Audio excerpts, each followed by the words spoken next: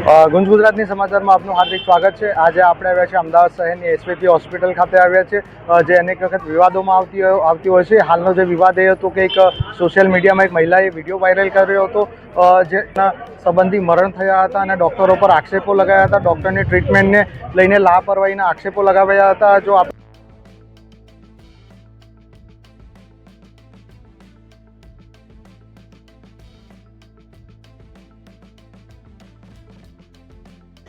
मनमानी नहीं चलेगी, नहीं चलेगी। सस्पेंड करो श्री पार्टी को सस्पेंड करो। पार्टी तेरी मनमानी नहीं चलेगी, नहीं चलेगी। पार्टी को सस्पेंड करो, सस्पेंड करो, सस्पेंड करो। पार्टी को सस्पेंड करो, सस्पेंड करो, सस्पेंड करो। हाय हाय हाय बीजेपी, हाय हाय हाय हाय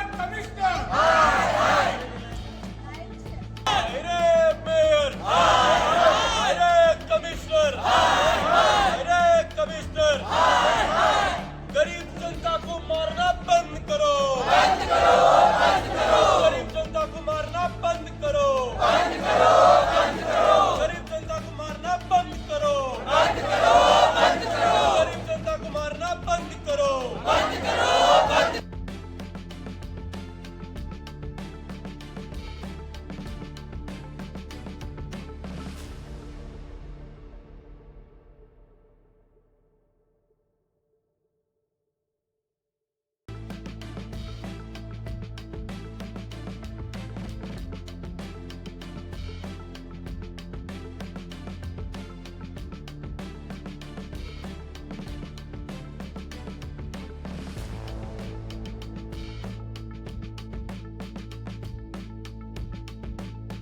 पढ़ाया नाम में धंधों कर एक्सप्लेन कर डॉक्टर के नाम में हैरान कर। की जो फैसिलिटी है, कांग्रेस पार्टी ये समझती है कि दर्दियों को मारने का कार्य एसवीपी अस्पताल में चल रहा है। करोड़ों रुपए के लागत से एसवीपी अस्पताल की रचना की गई है, लेकिन यहाँ की फैसिलिटी की बात की जाए तो लगातार दर्दियों के साथ अन्याय किया जा रहा है, उनके परिवारजनों के साथ अन्याय किया जा रहा है। हीराबेन सोनी नामक एक महिला 21 फरवरी 2025 को अस्थमा पेशेंट थे और उन्हें नॉर्मल खांसी से उनकी बेटी यहाँ पर एडमिट करती है।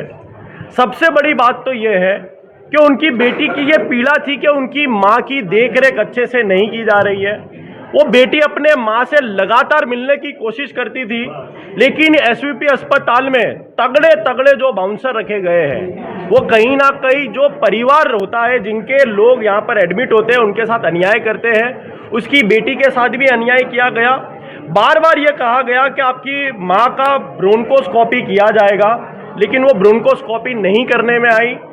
बाद में कहा कि फिर की जाएगी, लेकिन कहीं ना कहीं ये बताता था कि डॉक्टर खुद कन्फ्यूजन थे कि इनकी मां के साथ किस प्रकार का इलाज करना है। कल सुबह 9 बजे उनकी बेटी को अंदर बुलाया जाता है आईसीयू में, और उनकी बेटी ने जो परिस्थिति वीडियो के माध्यम से अहमदाबाद शहर की जनता को बताई है कि ऑक्सीजन मास्क उनकी मदर के मुंह पर इस प्रकार से रखा गया था, इस प्रकार से दबाया गया था कि उनकी मां की दोनों आंखों को हेमरेज हो चुका था, यानी ब्लड सर्कुलेशन नहीं पहुंचने के कारण उनकी आंखें काली पड़ चुकी थी। उस बेटी ने वीडियो में रो रो कर कहा है कि मेरी मां की आंखें चली गई है, मैं मेरी मां को अस्थमा के लिए लेकर आई थी। वो बेटी ने बार बार कहा कि एसवीपी अस्पताल में किसी भी प्रकार के आई डॉक्टर अवेलेबल कल नहीं थे, और वो बार बार कह रही थी कि मेरे से प्राइवेट आप पैसे ले लीजिए, किसी भी आंखों के डॉक्टर को बुलाइए, मेरी मां की आंखें चली जाएगी। 2 घंटे के बाद एसवीपी से नहीं, नगरीय अस्पताल से 2 स्टूडेंट को बुलाया गया, और वो बेटी बार बार कह रही थी कि मुझे केस पेपर के फोटो लेने दीजिए, लेकिन उसकी मां के केस पेपर के फोटो नहीं लेने दिए गए, क्योंकि कहीं ना कहीं ये डॉक्टर यहाँ पर दादागिरी में, और ये जो सिक्योरिटी है वो दादागिरी में कोई भी परिवार के सभ्यों को, उनके मरीजों को, दर्दियों को मिलने नहीं देती है। और लास्ट में कल 5 बजे उस मां की मृत्यु हो गई। हीराबेन सोनी की मृत्यु हो गई, वो जो बेटी थी बार बार रोते रोते ये कह रही थी कि मैं मेरी माँ को नॉर्मल खांसी के लिए एडमिट कराने आई थी, लेकिन मेरी माँ की किडनी फेल हो गई, मेरी माँ की आंखें चली गई। एसवीपी अस्पताल की बेदरकारी के कारण पिछले कई वर्षों में कई मृत्यु सामने आई है। एसवीपी अस्पताल लोगों की जान लेने का कार्य कर रहा है। सो कॉल्ड स्मार्ट सिटी का टैग दिया गया है, लेकिन सो कॉल्ड स्मार्ट सिटी में एसवीपी अस्पताल का फेलियर अहमदाबाद शहर की जनता को लगातार परेशान करता जा रहा है। ભાઈ દર્દીઓને સારવાર તો નથી મળતી, પણ કોર્પોરેશન સંચાલિત આ હોસ્પિટલ 1200 બેડની હોસ્પિટલમાં માત્ર 400 દર્દીઓના બેડ ભરેલા છે, એટલે માનો છો કે કોર્પોરેશન માટે આ સફેદ હાથી સમાન છે। રોજના 4 થી 5 લોકો મરી करोड़ों रुपए की लागत से एसवीपी अस्पताल की रचना की गई।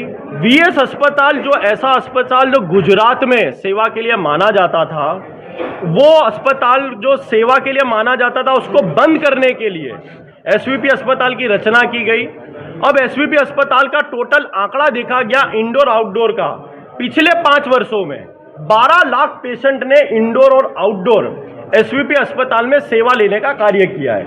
वही दूसरी ओर वीएस अस्पताल बंद होने से एलजी अस्पताल का आंकड़ा देखिए तो पिछले 5 वर्षों में इंडोर और आउटडोर 41 लाख लोगों ने वहां पर सारवार ली है।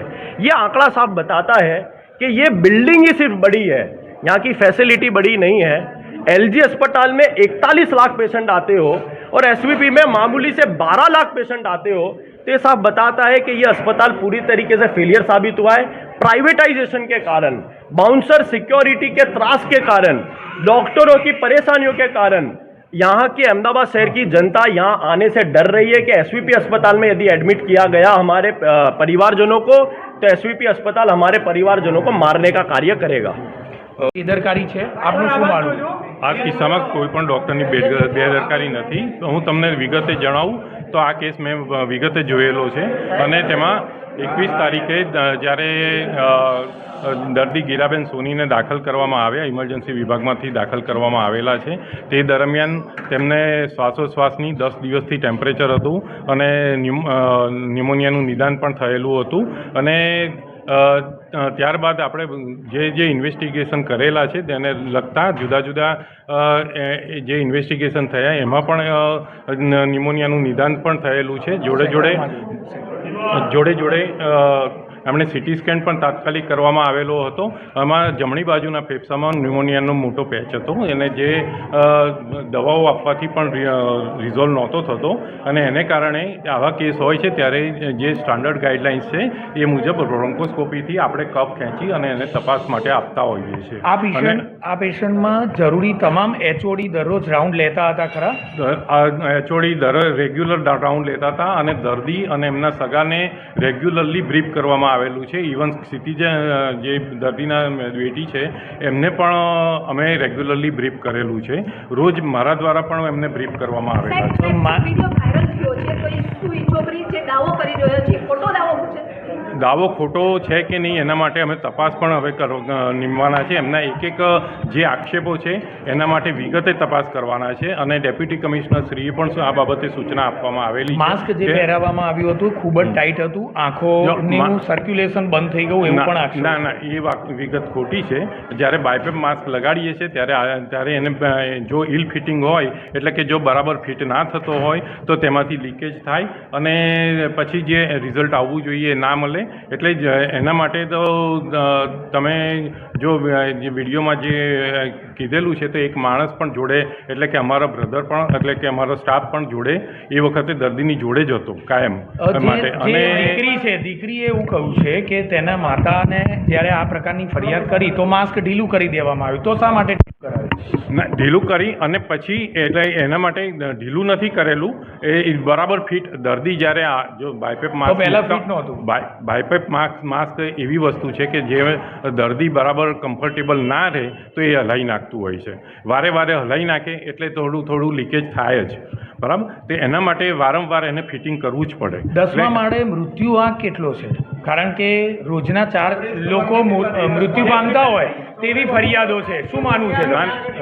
મૃત્યુ આંક અન્ય જનરલ હોસ્પિટલ કરતાં કાસો ઓછો છે અને લગભગ 4 થી 5 જેટલા મૃત્યુ થતા હોય છે રોજના। હોસ્પિટલમાં કેટલા બેડ છે, કેટલા દર્દીઓ અત્યારે દાખલ છે અને કેટલા ખાલી છે હોસ્પિટલની અંદર એસવીપીમાં? એસવીપી હોસ્પિટલમાં આમ તો 1230 ડેઝિગ્નેટેડ બેડ છે અને એમાં અત્યારે અમારે લગભગ 450 જેટલા પેશન્ટો છે. સાહેબ રોજના કેટલા પેશન્ટ અહીંયાથી અન્ય હોસ્પિટલમાં જાય છે?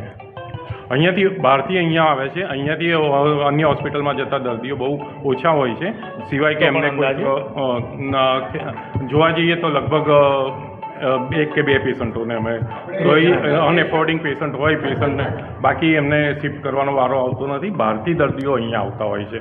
આ હોસ્પિટલની પ્રતિષ્ઠા જ એટલી છે કે જેમાં બહારથી દર્દીઓને જ એ એક આશા સાથે જ આવતા હોય છે કે મને અહીંયા ઉચ્ચ કક્ષાની સારવાર ઓછા પૈસામાં થશે. ટ્રીટમેન્ટના અને કેસ પેપરના ફોટા એવી કોઈ પેટર્ન ટ્રીટમેન્ટ આપણે અહીંયા કરીએ છીએ કે પરિવારને ફોટો પણ નથી એ તપાસની વિગત છે કે કોણે ના પાડી છે. અમે બાકી અમારે ઓનલાઈન જ છે. ઇવન દર્દીના અમે પોર્ટલ પણ છે કે જેમાં દર્દી પોતાના ઇન્વેસ્ટિગેશન પોતાની રીતે જ પોતાના મોબાઈલમાં જોઈ શકે છે. એટલે મોબાઈલ બિલ્ડિંગમાં નથી લઈ જવા દેતા તે પ્રકારની ફરિયાદ છે. લિફ્ટમાંથી અંદર નથી લઈ જવા દેતા. શું માનવું છે આપનું? આ વાત સાચી છે કે ખોટી? આ વાતની મને એક્ઝેક્ટ બહુ ખબર આપ સુપ્રિન્ટેન્ડન્ટ છો, આપને ખબર નથી? આ સિક્યોરિટી વાળા નિયમ છે મોબાઈલ એલાઉડ છે કે નથી? મોબાઈલ એલાઉડ છે. દરેક દર્દી અને દર્દીના સગા પોતાની રીતે પોતાનો મોબાઈલ લાવતા જ હોય છે. આ કિસ્સામાં એક મિનિટ આ કિસ્સામાં જે છોકરી હતી એણે એવું કહ્યું કે તમે 10 ફોર્મમાં સહીઓ કરાવો છો કે અમારી જવાબદારી નથી. પેશન્ટનું આ લીવર ખરાબ છે, કિડની ખરાબ છે, આ બાબતનો ફોટો પાડવાનું એણે કહ્યું તો એક પણ ફોટો નથી પાડવા દીધો. ના હું એ જ કહું છું, ફોટો નથી પાડવા દીધો. એ તમે એનો વિશે તપાસ કરીશું. બાકી પોર્ટલ ઉપર બધું જ ખબર પડે એવું છે. પોર્ટલ નહીં પણ આ મોબાઈલ એલાઉડ છે કે નહીં? મોબાઈલ એલાઉડ છે.